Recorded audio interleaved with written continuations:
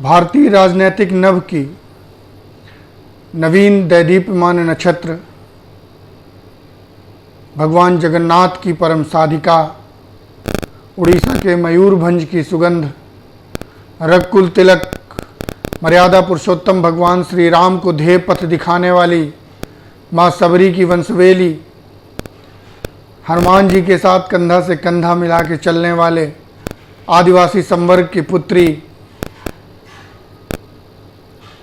राजेंद्र बाबू और कलाम साहब की तपश्चर्या से सुवासित राष्ट्रपति पद के महान उत्तरदायित्व को निभाने के लिए अग्रसर दीदी से महामहिम तक का सफ़र तय करने वाली परम श्री द्रौपदी मुर्मू जी को राष्ट्रपति पद 2022 के चुनाव में सर्व विजय प्राप्त करने के लिए यह मंच इतिहास गंगा और आपका ये दोस्त प्रदीप सिंह ढेरों शुभकामनाएं देता है, हृदय के अंतिम तल से शुभकामनाएं देता है, भर भर के शुभकामनाएं देता है, बधाई देता है।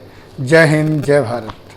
मित्रों, आज के इस अंक में सबसे पहला उद्देश्य तो यही था कि द्रौपदी मुर्मू जी को, जिनको संपूर्ण देश दीदी के नाम से जानता है और 25 जुलाई से वो महामहिम हो जाएंगी, उनको ढेर सारी शुभकामनाएं देना था। इसके साथ ही एक उद्देश्य ये भी था कि राष्ट्रपति चुनाव में जो चुनाव हुआ द्रौपदी मुर्मू जी के और यशवंत सिन्हा जी के बीच में, उनके आंकड़ों पे कुछ चर्चा हो। आंकड़ों की चर्चा के साथ इस बात पे भी मेरा विशेष जोर है कि यशवंत सिन्हा जैसे पुरजोर राजनेता जब हारते हैं तो उनकी प्रतिक्रिया कितनी सधी होती है और उनका कहना क्या होता है। चौथी, अंतिम लेकिन सबसे महत्वपूर्ण बात, क्या द्रौपदी मुर्मू भारत के सर्वोच्च संवैधानिक पद पर बैठकर उन अपेक्षाओं को पूरा कर सकती हैं या पूरा कर पाएंगी जिनकी टोह, जिनकी आशा संपूर्ण देश लगाए बैठा है। जी हाँ, शुरू करते हैं आज का अंक। सबसे पहले बात होती है आंकड़ों पे, क्योंकि जो पहला उद्देश्य था बधाई वाला वो तो हम दे चुके। तो जो जितने मत पड़ने थे उन मतों में से केवल 99.12% मत ही पड़े। 99.12% मत पड़े हैं, जिसमें से लगभग क्या, अगर मोटा माटी प्रतिशत के अनुसार देखा जाए तो 64% मत प्राप्त हुए हैं द्रौपदी मुर्मू जी को और 36% मत प्राप्त हुए हैं यशवंत सिन्हा जी को। जो मुर्मू जी का मत मूल्य है वो लगभग 6,76,803 का है और वहीं यशवंत सिन्हा जी का मत मूल्य है 3,80,177। तो ये हो गई आंकड़ों की बात। अब द्रौपदी मुर्मू जी के राष्ट्रपति बनने के बाद नवीन क्या होगा? नवीन तो ये होगा कि अब जो रायसीना हिल्स पर राष्ट्रपति के तौर पर बैठेगा या आसीन होगा, वो द्रौपदी मुर्मू जी पहली ऐसी राष्ट्रपति होंगी जिनका जन्म स्वतंत्र भारत में हुआ है। जी हाँ, अब बड़ा अद्भुत दृश्य होगा कि जो हमारे प्रधानमंत्री हैं माननीय मोदी जी और जो हमारी राष्ट्रपति बनने वाली हैं द्रौपदी मुर्मू जी, दोनों का जन्म आज़ाद भारत में हुआ है। तो भारत के दो सर्वोच्च संवैधानिक पदों पर दो ऐसे व्यक्ति बैठेंगे जो आज़ाद भारत में जन्मे हैं। और नवीन क्या है? नवीन ये है कि भारत को प्रथम आदिवासी महिला राष्ट्रपति के रूप में मिलेगी। और नवीन क्या है? नवीन ये भी है कि द्रौपदी मुर्मू जी द्वितीय महिला राष्ट्रपति होंगी। इसके पहले प्रतिभा पाटिल जी राष्ट्रपति बन चुकी हैं। 2007 से 2012 तक का उनका कार्यकाल रहा। ये तो सारा राष्ट्रपति चुनाव से संबंधित या जो नवीन हम देखने वाले हैं उससे संबंधित है। आते हैं यशवंत सिन्हा जी के ऊपर। यशवंत सिन्हा जी, मैं तो कहूँगा यशवंत सिन्हा जी ने बहुत अच्छा चुनाव लड़ा। क्योंकि मैंने जब द्रौपदी मुर्मू जी और यशवंत सिन्हा जी के ऊपर वीडियो बनाए थे और एक गणित की बात की थी, तो ये स्पष्ट किया था कि द्रौपदी मुर्मू जी ने भी अपने चुनाव प्रचार में ये बात कही थी, ना तो कोई ऐसी गणित बन रही है ना बनेगी जो कि एनडीए की धड़े को हरा सके। उसके बाद भी यशवंत सिन्हा जी चुनाव लड़ते हैं, पुरजोर चुनाव लड़ते हैं और 36% के आसपास का मत मूल्य प्राप्त भी करते हैं। तो इसका मतलब कि उन्होंने मजबूती के साथ चुनाव लड़ा। सिन्हा जी ट्विटर के माध्यम से द्रौपदी मुर्मू जी को बधाई देते हैं। अच्छी बात है, लोकतंत्र में ये होना भी चाहिए। चुनाव लड़ना अपनी जगह है, अपने विचारों को, अपने मतों को जो भी आपके वोटर हैं उनके सामने रखिए, फैसला उनका होता है, जैसा कि हुआ। उसके बाद जो विशेष क्या है, विशेष ये है कि वर्तमान समय में भारतीय राजनीतिक गलियारों में एक चर्चा है कि चुनाव के हार के दंश से यशवंत सिन्हा जी ने द्रौपदी मुर्मू जी को तंज कसा है। वैसे राजनीतिक गलियारों में गाहे बगाहे कमोबेश कुछ भी बोला जाता है और जब वो तीसरे चौथे पांचवें मुहाने से वो बात निकलती है तो उसका अर्थ अनर्थ में भी परिवर्तित हो जाता है। लेकिन चूँकि ये बात उठी है तो इस पर चर्चा भी होनी चाहिए और चर्चा के लिए मैं उस पत्र को अपना आधार बनाऊंगा जो यशवंत सिन्हा जी ने द्रौपदी मुर्मू जी को लिखा। वो करीबन 6 से 7 पैराग्राफ का पत्र है, जिसके सबसे पहले पैराग्राफ में यशवंत सिन्हा जी द्रौपदी मुर्मू जी को बधाई देते हैं और बधाई देने के बाद वो अपनी बात आगे करते हैं। तीसरे पैराग्राफ तक यही बातें होती हैं। चौथे और 5वें पैराग्राफ में वो अपनी वास्तविक बात कहते हैं, जिसको राजनीतिक गलियारे तंज के रूप में प्रकाशित कर रहे हैं। उस बात को अगर हम ध्यान से सुनेंगे तो ज़रूरी नहीं है वो तंज जैसा लगे, लेकिन बातें स्पष्ट ज़रूर हो जाएंगी। मैं उस लेटर के हुआ चौथा और 5वां पैराग्राफ आपके साथ साझा करना चाहता हूँ, जिसमें उन्होंने लिखा है कि अपने चुनाव अभियान के दौरान मैंने देश और आम लोगों के समक्ष प्रमुख मुद्दों पर विपक्षी दलों के विचारों, चिंताओं और प्रतिबद्धताओं को स्पष्टता से रखने का प्रयास किया। विशेष रूप से विपक्षी दलों और उनके नेताओं के खिलाफ ईडी, सीबीआई, आयकर विभाग और यहाँ तक कि राज्यपाल कार्यालयों को हथियार के रूप में इस्तेमाल किए जाने पर गहरी चिंता जताई। इन एजेंसियों का दुरुपयोग दल बदल करवाने और विपक्षी दलों द्वारा चलाई जा रही राज्य सरकारों को गिराने के लिए भी किया जा रहा है। भारत के लोगों ने ऐसा राजनीतिक भ्रष्टाचार कभी नहीं देखा था। ध्रुवीकरण की जहरीली राजनीति भारत में लोकतंत्र और सांप्रदायिक सद्भाव के लिए एक गंभीर खतरा बन गई है।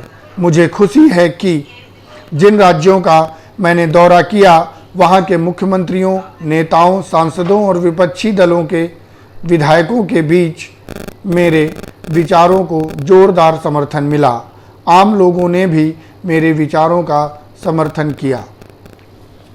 इन 2 पैराग्राफों में उन्होंने अपनी बात स्पष्ट की। उनका कहना था कि जो केंद्र सरकार है वो भारतीय जांच एजेंसियों के माध्यम से अपने उद्देश्यों की पूर्ति कर रही है, जो कि सरासर गलत है। इसको ये भी कहा जा सकता है कि वो चुनाव हारे हैं इसलिए ऐसा कह रहे हैं। कुछ लोग राजनीतिक गलियारों में ये भी बात है कि 1996 से 2018 तक वह खुद भारतीय जनता पार्टी के नेता रहे हैं, कई बार उच्च पदों पे भी रहे हैं। वर्तमान समय में यशवंत सिन्हा जी के पुत्र जयंत सिन्हा भाजपा के नेता हैं। ऐसे में ये बात कहना लोगों का ऐसा मानना भी है और कहीं ना कहीं ये सही भी लगता है कि ये उनकी व्यक्तिगत खुन्नस जैसी है। वो एक पुरानी कहावत है कि खिसियानी बिल्ली खंभा नोचे। लेकिन चूँकि यशवंत सिन्हा जी एक बहुत ही प्रबुद्ध नेता माने जाते हैं भी, बहुत अच्छे नौकरशाह भी रहे हैं, तो उनकी बात को एकदम एक सिरे से खारिज नहीं किया जा सकता है, लेकिन अक्षर से माना भी नहीं जा सकता है। चलिए, ये तो बात इनकी हो गई। चर्चा इस विषय पर करते हैं कि क्या द्रौपदी मुर्मू जी उस उद्देश्य की पूर्ति या प्रतिपूर्ति कर पाएंगी जिस उद्देश्य के साथ उनके वोटर्स ने उनको राष्ट्रपति जैसे महत्वपूर्ण पद पर स्थापित किया है। अब राष्ट्रपति करता ही क्या है? जो भारतीय राजनीति को अच्छे से जानते हैं या हम सब लोग जो राष्ट्रपति को देखते हैं, अगर कम और स्पष्ट शब्दों में कहें तो अक्सर ऐसा ही माना जाता है कि राष्ट्रपति भवन में बैठने वाला एक सजावट का सामान है। मुझे ऐसा नहीं कहना चाहिए, क्योंकि राष्ट्रपति भारत का सर्वोच्च सम्मानित पद है, सर्वोच्च संवैधानिक पद भी है। लेकिन अक्सर ऐसा माना जाता है कि राष्ट्रपति केंद्र सरकार का रबर स्टैंप होता है, और जब केंद्र सरकार इतनी मजबूत हो तो क्या राष्ट्रपति पद पे आसीन उस महत्वपूर्ण व्यक्ति से यह आशा की जा सकती है कि जब वो किसी विधेयक को कानून का रूप दे रहा होगा या कोई महत्वपूर्ण निर्णय ले रहा होगा, तब वो अपने अधिकारों का प्रयोग कर पाएगा? क्या वो केंद्र सरकार के भारी भरकम आरव या भारी भरकम आभा से इतर हटकर देश के पक्ष में निर्णय ले पाएगा? ऐसा ही भाव है वर्तमान समय में राष्ट्रपति पद पर आसीन होने जा रही द्रौपदी मुर्मू जी से।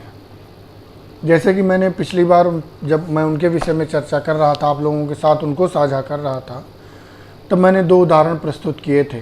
पहला तो ये कि जब खुद वो भाजपा की सरकार से समर्थित होकर झारखंड की राज्यपाल बनी थी और भाजपा की ही सरकार थी, रघुवर दास उसमें मुख्यमंत्री थे, लेकिन उन्होंने छोटा नागपुर टेनेंसी एक्ट और संथाल टेनेंसी एक्ट के विरोध में जाकर उस पर हस्ताक्षर करने से मना कर दिया था। पहला उदाहरण। दूसरा उदाहरण ये कि जब झारखंड मुक्ति मोर्चा की सरकार थी, हेमंत मुख्यमंत्री थे, उन्होंने भी आदिवासियों के हित के जो कानून थे उनको शिथिल करने का प्रयास किया था, तब भी उन्होंने वही व्यवहार किया था और उन्होंने आदिवासियों के हित में एक कड़ा और अच्छा निर्णय लिया था। द्रौपदी मुर्मू जी ने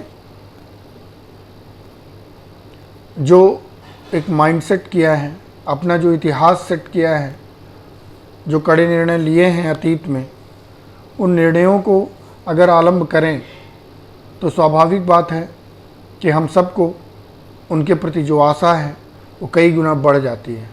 हमको ये लगता है कि वो भाजपा के समर्थन से राष्ट्रपति ज़रूर बनी है, लेकिन देश के पक्ष में, जनता के पक्ष में पूर्ण निष्ठा के साथ बहुत ही अच्छे और कड़े निर्णय लेने में सक्षम है और लेंगी भी। उसका एक कारण ये भी है कि द्रौपदी मुर्मू जी ने अपने संपूर्ण जीवन में बहुत ही कड़े और बहुत ही भयानक दौर देखे हैं। लगातार अपने 2 पुत्रों और पति की मृत्यु के बाद जब वो डिप्रेशन की शिकार हुई थी, तो उसके बाद उन्होंने स्वयं को स्थापित किया और आज भारत के सर्वोच्च पद पर स्थापित होने जा रही हैं। तो इसमें कोई दो राय नहीं है कि संपूर्ण भारत उनसे ऐसी आशा लगा सकता है, लगाएगा भी, और हम सबको ये आशा ही नहीं, पूर्ण विश्वास है कि वो एक अच्छा कार्यकाल निभाएंगी जिस पे आने वाली पीढ़ियां हमेशा गर्व करेंगी। फिर से द्वितीय पक्ष पे आते हैं। जी हाँ, मैं आता हूँ यशवंत सिन्हा जी के ऊपर। यशवंत सिन्हा जी चुनाव हारे हैं, उसके बाद कई सारे ट्विटर्स जो भी इन्होंने ट्वीट किए और कई सारे पत्र लिखे हैं। जब उन पत्रों को और ट्वीट्स को मैं पढ़ता हूँ तो गाहे वगाहे मुझे एक शेर याद आ जाता है।